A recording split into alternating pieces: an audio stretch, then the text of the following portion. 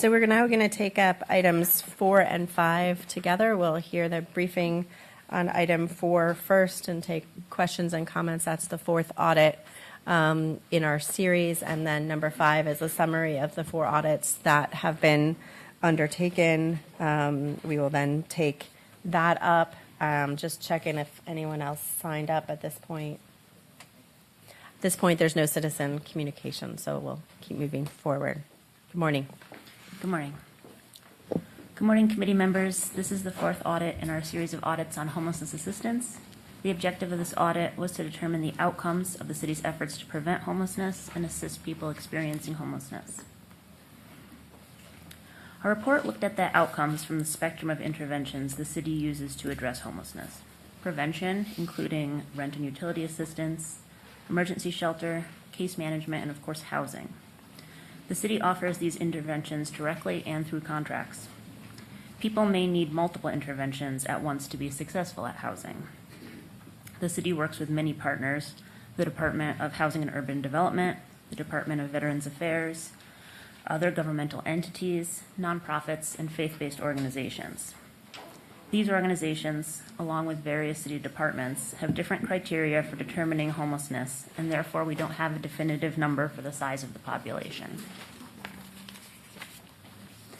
We wanted to start by acknowledging that the city has made significant efforts to address homelessness, including the Mayor's Challenge to End Veteran Homelessness, funding for the Medicaid program, specifically the 1115 waiver, which supports permanent supportive housing, a federal grant to help end youth homelessness, the Homelessness Outreach Street Team host, the Bloomberg Innovation Grant, and that the city has also built on the ideas that peer cities have brought to us, including a day laborer program similar to Albuquerque's.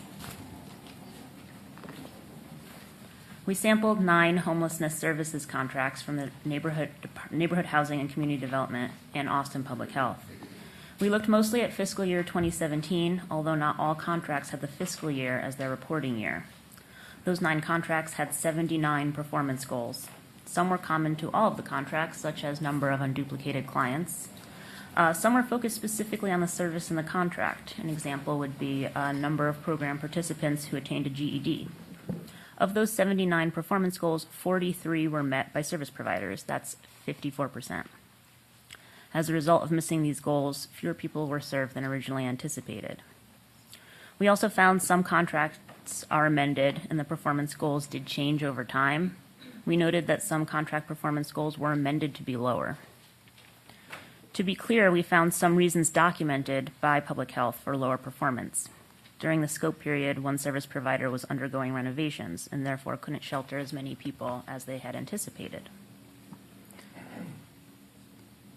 Additionally, while many of the city's contracts we sampled track exits to housing, the continuum of care administered by ECHO tracks returns to homelessness and works with the city to report that amount to HUD.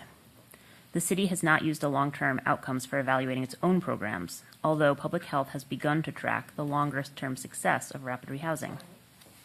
The returns to homelessness measure relies on the Homelessness Management Information System, HMIS. However, we found that information in HMIS can be incomplete. Our HMIS only captures local programs, and only APH contracted as well as HUD-funded services are required to use it. As we noted in our previous audit, some service providers and some people experiencing homelessness are not in HMIS, so a person could return to homelessness and the system would not pick up on that. Our second finding concerns homelessness prevention. The city is funding homelessness prevention services, including rent and utility assistance to qualifying households.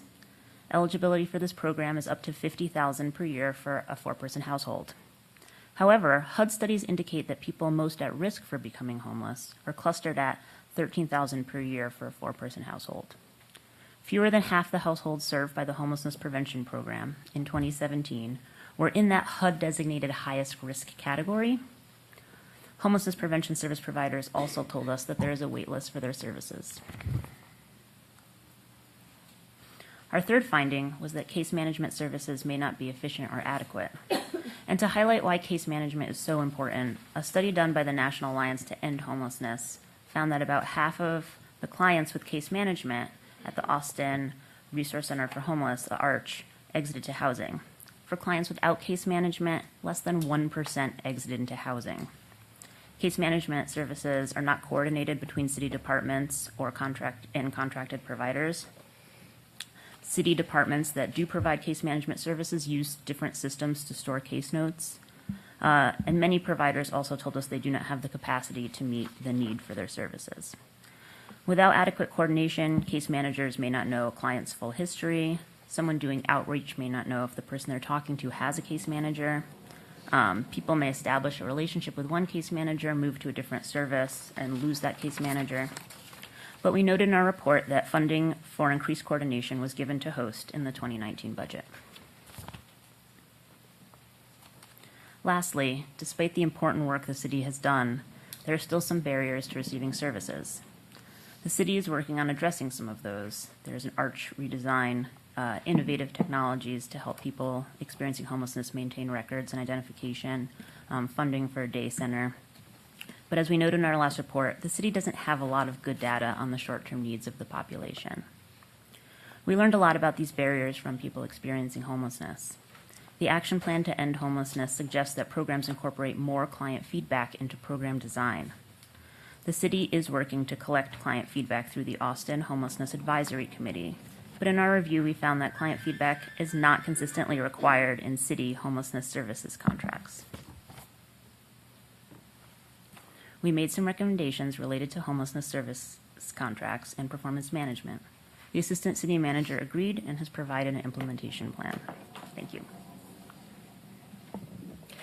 Thank you. We've also been joined by Councilmember Kitchen. Thank you for joining us. Are there any staff responses to this audit that you want to share at this time?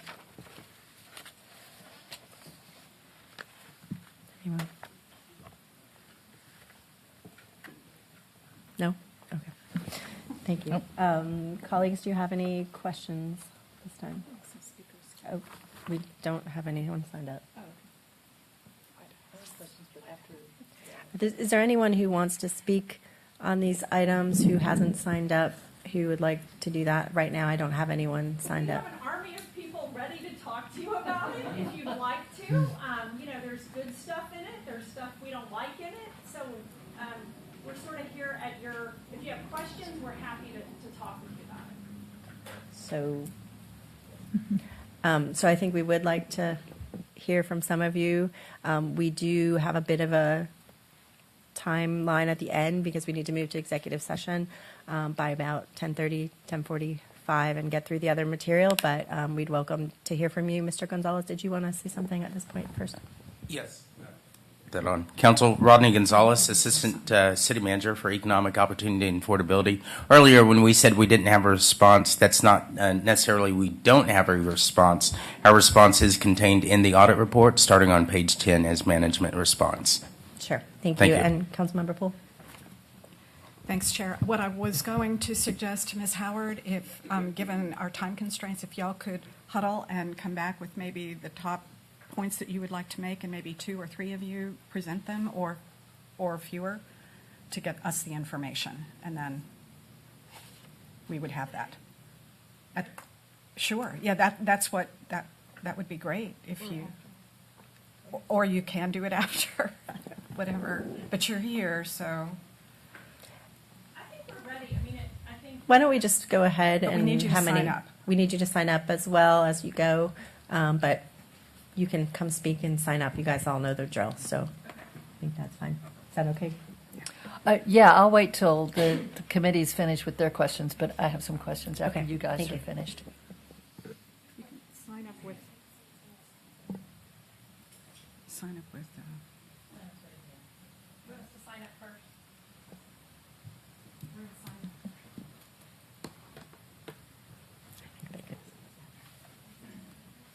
It'll only take a second. Councilmember Tova. I think that some of these comments or questions may be touched on by our speakers, but I wanted to just talk a little bit about the nature of funding that we provide to contracts. It's my understanding that in quite a few cases, city funding is really just a portion of the contracts that a portion of the funding that some of these agencies have. And so I wondered if you could speak to that point and the fact that in some cases they are receiving other kinds of funding and have metrics and performance guidelines that are associated with that, especially through ECHO. Sure. So of the 9 contracts we looked at, 1 was fully funded by HUD, and the city puts no funding towards it. 1 was fully funded by the city, and there's no additional funding towards it, and the rest of them fall in that spectrum. We found in our last audit that it is best practice to braid funding, to use federal, state, private, faith-based nonprofit, and city funds in order to, when you lose one funding stream, to still have enough to still provide services. Yeah, thank you. And again, I think some of our speakers may hit on this point of the real importance of continuing to work toward coordinating and having the city be part of that coordinated effort. And I think I will have some more questions, but one of the points I wanted to make is the one that you raised, and that is how important it is to fund caseworker services. And so thank you for illustrating that so dramatically with regard to the numbers of individuals exiting housing at the Arch and how that vastly improves when we have caseworker services. And I would say that, we are in the process of transitioning toward that at the Arch, of having 100% of the individuals served at the Arch receiving caseworker services with the aim of housing those individuals. But we also need to look toward how the city might be able to partner with, say, the Salvation Army at their downtown shelter to provide that wraparound service as well, because ultimately our goal that we all share is to get people exiting shelters into housing, and I think we can do a better job of that, and I think it would be really cost effective. So just on that point, colleagues, that's something that my office has been thinking a little bit about, especially with regard to our downtown shelters beyond just the Arch. So again, I'll have some questions, but I'm happy to hear some response from our social service providers. Councilmember Kitchen. Thank you all so much for all that you do, and thank you for this review. Also, I think it just helps us as we work towards identifying additional resources and other assistance that our social service providers need to hit the target, in terms of providing. So when you all speak, if you can, it'd be helpful to touch on either now or a later point what the city can do to be of assistance with the data collection, for example, whether that's a systems need or whether that's a personnel need or whatever.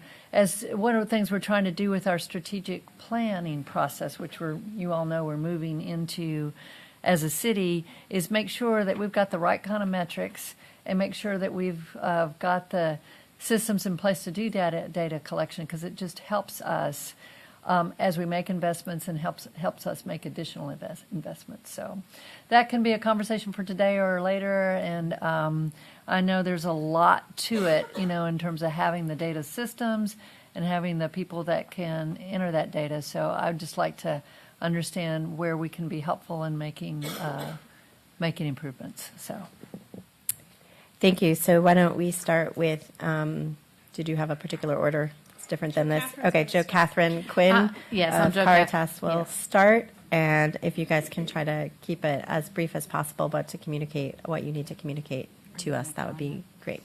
Thank you.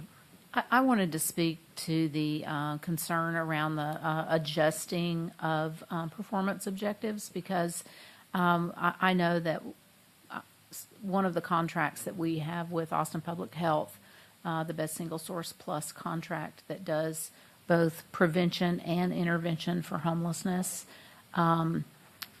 has made adjustments to that. And I just wanted to give some context to why those performance measures have been adjusted. For starters, the BSS Plus collaboration has existed since 2005. And so there's a lot that has changed on the ground between 2005 and 2019. And the strength of the collaboration is that it has changed and adjusted to meet the needs on the ground and to adopt evidence-based practices over the years. We haven't always been totally aligned with evidence-based practice, but as we've learned of those and learned how to implement those, that is what the collaboration has done. To that end, when ECHO brought into the community the coordinated assessment system, which is our way of triaging people experiencing homelessness, almost all of the BSS Plus collaborators have embraced that model and have been using it. When we started using it, it changed drastically the acuity of the clients we were then serving. And when that acuity changed to a higher level, it meant that it took longer to house people, and so that impacted their performance measures. And so we just adjusted those performance measures to reflect the reality on the ground of us now participating in the coordinated assessment system. Does that make sense? Does anybody have a question about that? Thank you.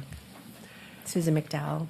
After reviewing the report on Monday, I called up our performance measures for the last 3 years, and they reflect exactly what Joe Catherine described with our embrace and adoption of coordinated entry. But what I wanted to speak to real quickly is this issue of braiding funding, and thank you for bringing it up and for recognizing the complexity of it, because most of us, not only are we trying to braid funding, partially to mitigate the risk of funding loss, more importantly to build capacity in the community, because many of us have really embraced the frameworks to end homelessness, and we really are trying to build specific capacity, particularly in rapid rehousing. But to do that, we're building a system that requires we not only braid funding, but we're braiding services, meaning that we have, I know at LifeWorks and Caritas have dramatically redesigned our whole service delivery system so a client can go from one interaction to another interaction to another interaction and make progress towards homelessness. And that requires a degree of internal and collaborative coordination that is just exquisitely complex and has exquisitely complex data needs. So, Councilmember Kitchen, I don't know the answer to your question, but it is absolutely the right question. You know, we've been doing this for a long time. Just looking at, LifeWorks, all of the funding we have braided around ending youth homelessness requires participation in multiple databases across state, federal, and local agencies, and our own internal CRM. So I don't know what the solution to all of that is, but it's the right question, and I think one outcome could be devoting some resources to study that, because it's not going to be a quick fix, but that's where we could get some of our time and focus back.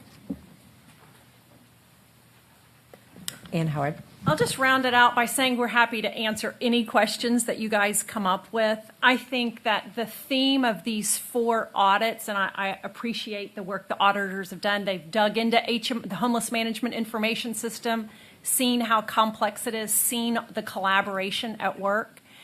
To me, the theme of these 4 audits is scarcity. You know, we have people on the street. The police are afraid to tell them to move because we don't have anywhere for them to go. We don't have enough case managers. You want to know if people ever return to homelessness? Once we exit folks from our programs, once they're stably housed, the only way we're going to know if they become homeless again is if they ask again for help. We don't have just community happy people that are out there checking on everybody, right? We would love more staff. We would love to be able to have people in the programs longer so that we are rock solid that that family will never need our help again. But we don't have that luxury in Austin. We're trying to stabilize and get to the next client. So I think there's a lot of good information here that we can build on through the collaboration. Thank you. I forgot one very important thing on the data thing. Yesterday, we spent the morning with Amazon Web Services. and with the local HMIS supplier to Austin called WellSky. They now have boots on the ground in Austin. And Amazon is answering, the Amazon Web Services is being asked by every community, when they make a sales pitch to local and state government, we want to help, your community. The communities are responding, well, can you help us with homelessness? So Amazon, who was with us in July when lots of stakeholders said they want to help, yesterday presented the concept of a data lake where lots of data can be put in, and regardless of the format, you can pull it out. And we talked exactly about LifeWorks, who has different federal funding requirements, different, grant makers that ask for different data. And there is a concept that might be very helpful to us. So there's a lot of work being done, but, the Homeless Management Information System is the best we've got right now, but with about 300 professionals using it in the community.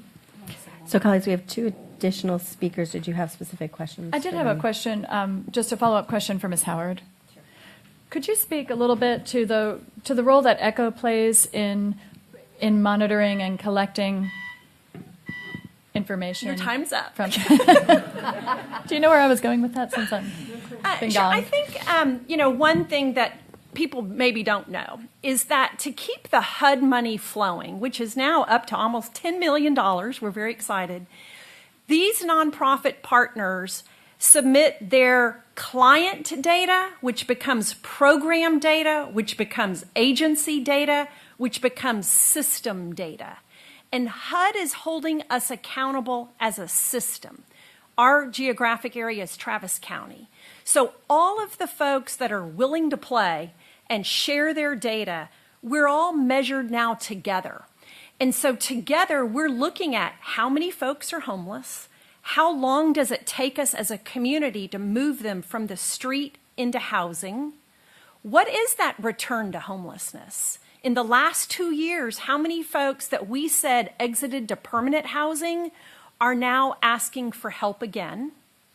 What's the number of newly homeless? Who wasn't in the system, I think it's 2 years ago, who's in the system now? So there is a lot of work being done to sort of help us try to get that big picture as to what is the health of this community in moving people off the street. So it always needs work, and we could always use more professionals to help shore up the work. Great, and it speaks, I think, to the fact that the city of Austin is, I think, somewhere in the neighborhood of 43% of the funding that's going to homelessness, and there are lots of other players and lots of other monitoring going on. I think I would characterize sort of this last year at the city as the year of awakening around homelessness, when you did a lot of work with the city manager's office. Thank you, Elaine, for getting, trying to get a handle on. There's a lot of action. And what is the city's role? But besides sort of hurting a little bit, I don't think we need to move in a direction to try to separate the city's role from ECHO and all these nonprofits and this HUD, requirements around the homeless management information system. You're contributing resources to that system and the management of it. We need to make sure it can work. I don't think we need to worry that the city can't crunch the numbers. You can have licenses to the numbers. Vela knows how to use the system. The audits seem to have concern that it was sort of an ECHO-led system. It's a HUD requirement. There's lots of users. We can improve it, but I don't think it's a problem that it's not a city-run database or something like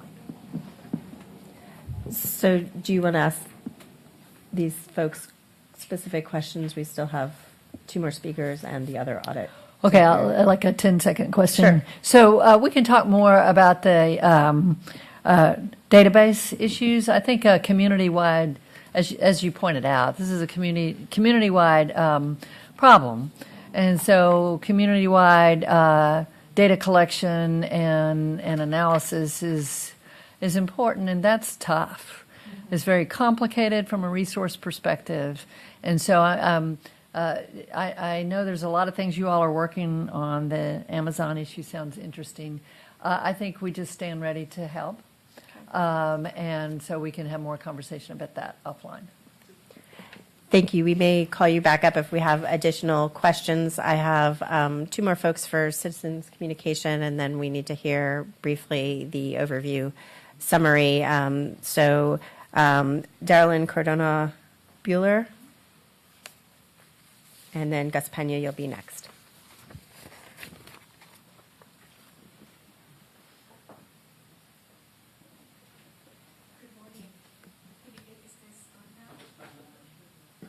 Okay, good morning. I was part of that group. It just got a little crowded over here.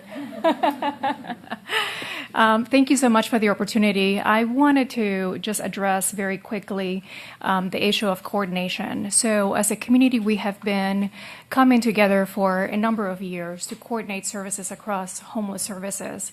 And what I think is important, and it was really showcased by the audit, is important to coordinate services within the city departments. Integral Care has been able to benefit from such coordination.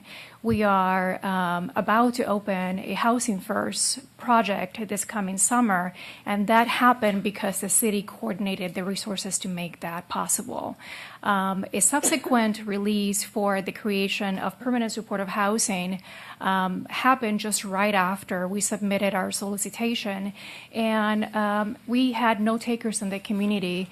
And the reason at that point was because we did not have the resources to make that project possible. And by that, I mean it is incredibly important for the city to manage the allocation of resources to create this projects by bringing the capital, the operating expenses, and the supportive services. You cannot have only one of those things at a time. Otherwise, the creation of permanent supportive housing will continue to lag behind. So just wanted to put that out there, since that is a key component, and I'm hoping that we have the ability to do that again in the future. Thank you. Thank you. Gus Pena?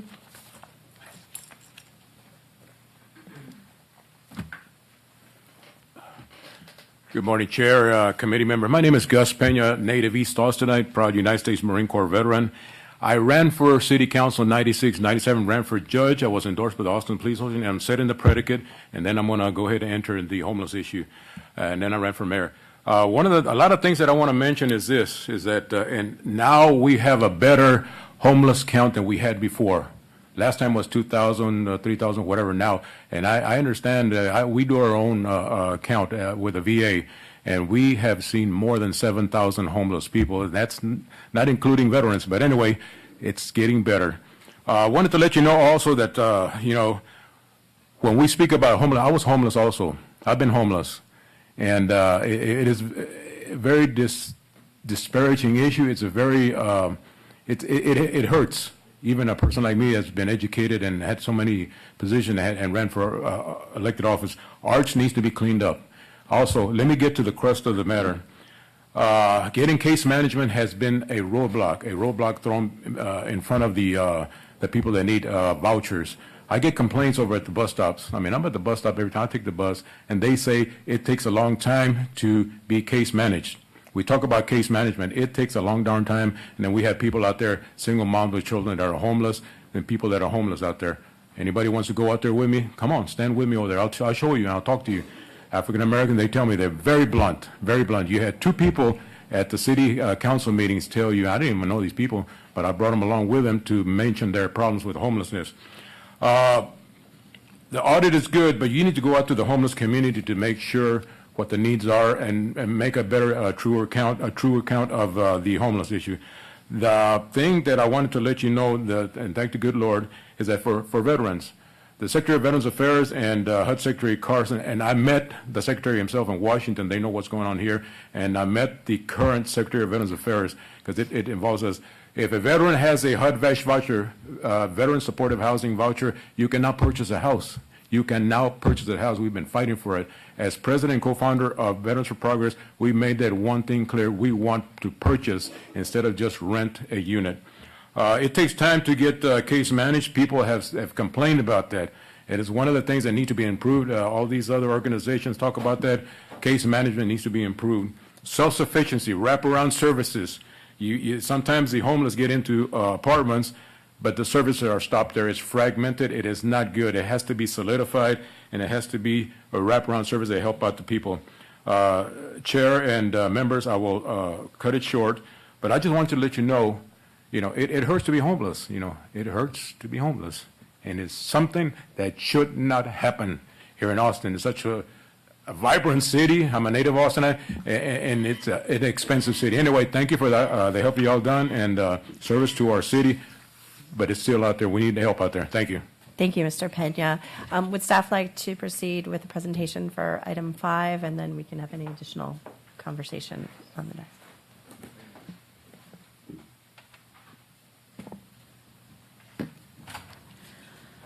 Good morning, committee members. This is a summary of our series of audits on homelessness assistance. Since we began this audit in March 2017, the city has taken steps to address homelessness. These include securing financial grants from the Department of Housing and Urban Development, endorsing a plan to end homelessness, and approving additional budget funding for homelessness services. The first report concluded that the enforcement of certain city ordinances may create issues for people attempting to exit homelessness. Additionally, it noted that enforcement of these ordinances did not appear to be an effective way to connect people experiencing homelessness to the services they need. This report also indicated that other U.S. cities had faced lawsuits related to the enforcement of similar ordinances. In some cases, rulings against those cities were based on conditions that also appeared in Austin. And indeed, since this audit was accepted, the Ninth Circuit ruled that enforcing a camping ban when there is no available shelter space violates the U.S. Constitution's prohibition against cruel and unusual punishment. The second report noted that while many city departments deal with homelessness in some way, the city had only recently started to coordinate its homelessness assistance efforts. This report concluded that without a coordinated effort, the city may not effectively provide homelessness assistance services, effectively allocate resources, or effectively identify opportunities to aid people experiencing homelessness. Since our audit, the city has begun the process of hiring a homelessness strategy officer. Our third report found that because the city did not have a complete understanding of the size or needs of the homeless population, it was unclear whether the city was effectively allocating resources for homelessness assistance. This report noted that the city was not meeting its goal for creating new units of permanent supportive housing, which led to a greater need for short-term services. However, the report also determined that the city collects limited information about the short-term needs of the homeless population. The fourth report was just presented. It concludes the city is making efforts to solve homelessness, but needs to improve its contracting process and increase case management coordination. Thank you. Colleagues, do you have any questions for staff or comments at this point? Just a general thanks for really digging into this issue and elevating areas of importance. And I just wanted to add my thanks to one of my colleagues who thanked those in the audience for continuing to be involved in this work on a daily basis and also to helping us kind of find the path for moving forward. So I think between the action plan that we passed last year and the audits, I think we've got a good some good guidelines for how to move forward. And I think especially today with the focus on really the scarcity of resources for what we know works, which is case management, I think that really helps us understand how to leverage our resources and really prioritize the spending of them. Anyone else? I don't have anything to add from what I said before. Okay, thank you. I did want to ask staff about an issue that was raised in this audit. It was helpful to hear from the advocates about some of the issues that went into changing the performance goals, and it's clear that those changes came in part from efforts to make the process more effective and to target those at highest risk, which was exactly what was highlighted in the audit. It, however, raised a broader issue for me as a council member. We have certain contract amendments come back to us for a vote, but we never see performance goals, and I'm not suggesting that we should vote on performance goal changes, but I'm wondering if the city manager's office can think about whether there should be some appropriate reporting back to us when performance goals change and contracts that we have approved, so that we're aware of those changes. So for instance, in this case, we might have learned something sooner as a council if we've been made aware of those performance goals changing. That would have been relevant for us for understanding how we're tackling this broader issue. And so, Ms. Hart, maybe you can get back with some sort of process on that. I don't know if there's a policy on that. I don't know that we have a procedure yet, but I'll be glad to work with purchasing and some of the departments here to see how we might best communicate changes in contracts and amendments and changes in performance measures back to the council. Great. Thank you. And I want to thank our audit staff for putting together these 4 audits and the community as well for being engaged. We have set homelessness and addressing homelessness as one of our top priorities in strategic direction 23, and the more information we have about what we're doing right and what we're doing wrong and how we can improve helps us to get towards the goal of ending homelessness. So I appreciate everyone who's involved in addressing these issues in the community. Stephanie Hayden, did you want to add anything? Been up there. Stephanie Hayden, Austin Public Health. First of all, I always appreciate audits. They do offer us a venue to improve the quality that we're providing. I am appreciative of our partners because we've all worked on this for several years, and the thing that I would say is that whenever any of us go to different places, and the issue of homelessness does come up, Austin has best practices, and there are other cities that really, really applaud us on our ability to work collaboratively with our partners, and they're really excited to know that our elected officials has homelessness as your top priority, one of your top priorities. So I just wanted to say that, but we are constantly making improvements. And we know things are going to get better, and we feel like we're in a good place, and we're excited about where we are, and we're excited about where we're going to go. So thank you very much. Thank you. Do we have a motion to approve audits number 4 and 5? Councilmember Tovo makes that motion. Do we have a second? Seconded by Councilmember Poole. All those in favor? Unanimous for those present. Thank you.